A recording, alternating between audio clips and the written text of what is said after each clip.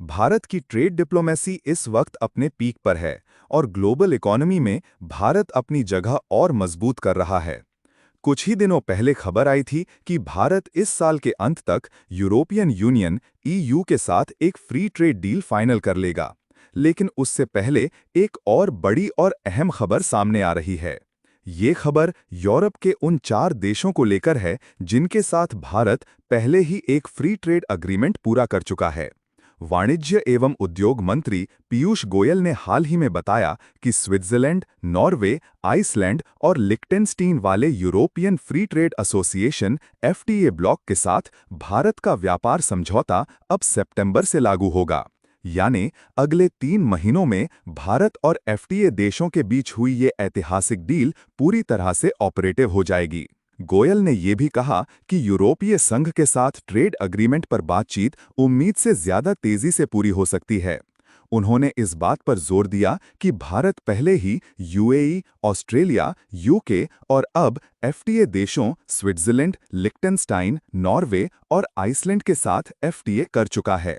उन्होंने अमेरिका के साथ भी एक बायलैटरल ट्रेड अग्रीमेंट पर एक्टिव डायलॉग की बात कही, जिसकी घोषणा प्रेसिडेंट ट्रंप और प्राइम मिनिस्टर मोदी ने की थी।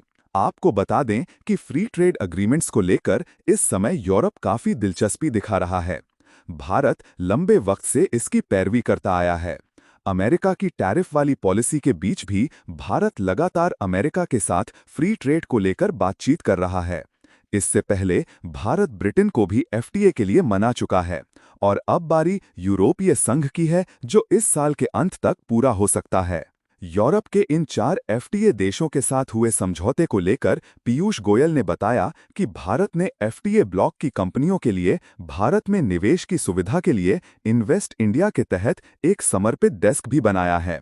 उन्होंने पुष्टि की कि ये सितंबर तक लागू हो जाएगा। गोयल ने यह भी कहा कि इस समझौते को चारों देशों की संसदों से मंजूरी मिल जाएगी। हालांकि स्विट्जरलैंड में 10 जुलाई तक एक आपत्ति अवधि खुली है, जहां नागरिक समझौते को चुनौती दे सकते हैं।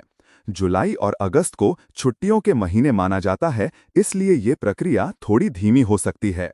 गौरतलब है कि नई दिल्ली और एफटीए देशों ने 10 मार्च 2024 को व्यापार और आर्थिक भागीदारी समझौते पर हस्ताक्षर किए थे और अब ये पूरी तरह से लागू होने को तैयार है। ये समझौता भारत की इकोनॉमी और इंटरनेशनल ट्रेड के लिए एक बड़ा बूस्ट साबित होगा। बने रहिए हमारे साथ ऐसी ही और महत्वपूर्ण खबरों के लिए। धन्यवाद।